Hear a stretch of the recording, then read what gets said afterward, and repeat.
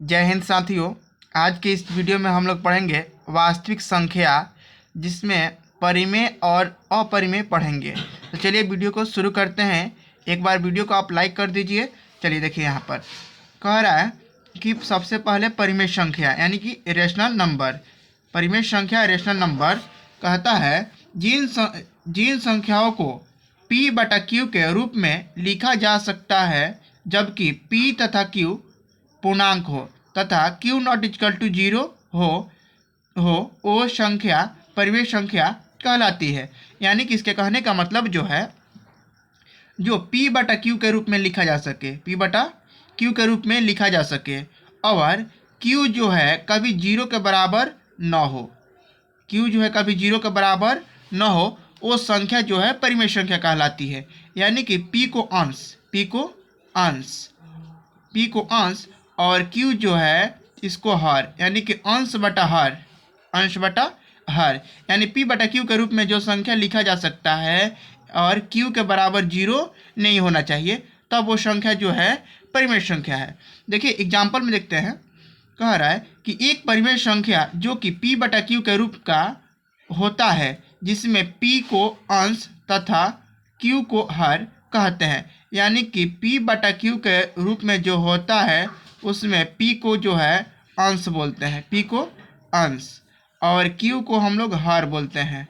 क्या बोलते हैं? हर बोलते हैं। ठीक है। उसके बाद देखिए एग्जाम्पल में, जैसे कि मान लीजिए 2/4 माइनस के 3/5। ये देखिए ये p/q के रूप का है, इसको हम लोग बोलेंगे परिमेय संख्या। जैसे 3/4, 5/के ले लीजिए 4, ठीक है, 3/के ले लीजिए 7। यानी कि सभी जो है ये परिमेय संख्या है। इसमें जो है सभी परिमेय संख्या। देखिए मान लीजिए कि अगर हम लोग लेते हैं रूट की बात करते हैं, तो रूट के मान लीजिए 4, तो रूट के 4 जो है इसका पूरा वर्गमूल हमारा निकलेगा 2। यानी कि 2 के बटा में कुछ नहीं है तो इसको 1 डाल सकते हैं, तो ये जो है परिमेय संख्या है। ठीक है। उसके बाद मान लीजिए कि रूट के हम लोग 9 लेते हैं, तो 9 का वर्गमूल जो है हमारा 3 हो जाएगा। 3 का बटा में कुछ नहीं है तो 1 डाल सकते हैं, तो ये परिमेय संख्या है। ठीक है। यानी कि आपको समझ में आ गया होगा परिमेय संख्या। तो चलिए और उसके बाद देखते हैं हम लोग अपरिमेय संख्या। चलिए अपरिमेय संख्या देखिए, कह रहा है कि अपरिमेय संख्या इरेशनल नंबर, यानी वैसी संख्याएं जिसे p/q के रूप में प्रकट नहीं किया जा सके उसे अपरिमेय संख्या कहते हैं। यानी कि जो संख्या p/q के रूप में नहीं लिखा जा सके उसे अपरिमेय संख्या कहेंगे। जैसे कि एग्जाम्पल में मान लीजिए कि हम लोग लेते हैं एग्जाम्पल में रूट का मान लीजिए कि 2, इसे p/q के रूप में नहीं लिख सकते हैं क्योंकि 2 का वर्गमूल हमारा नहीं निकलेगा पूरा। चलिए रूट का मान लीजिए 3, यह भी एक अपरिमेय संख्या है। रूट के मान लीजिए 5 भी एक अपरिमेय संख्या है, क्योंकि इसका पूर्ण वर्गमूल हम लोग नहीं निकाल सकते, पूरा वर्गमूल नहीं निकाल सकते हैं।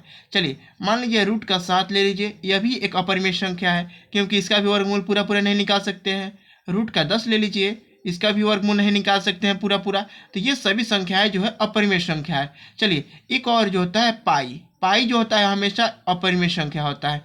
पाई के साथ मान लीजिए कि 3 पाई/2 ले लीजिए, यह भी क्या है? अपरिमेय संख्या है।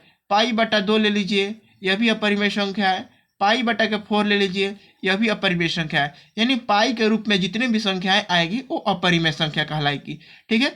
चलिए उसके बाद मान लीजिए कि आप कहिएगा कि पाई का मान 22 जो होता है 7 होता है, तो देखिए 22/7 जो है ये वाला एक परिमेय संख्या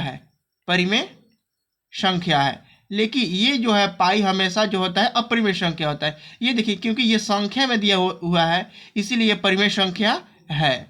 ठीक है। तो चलिए आपको वीडियो पसंद आया हो तो चैनल को सब्सक्राइब कर दीजिए और वीडियो को एक बार लाइक कर दीजिए। चलिए।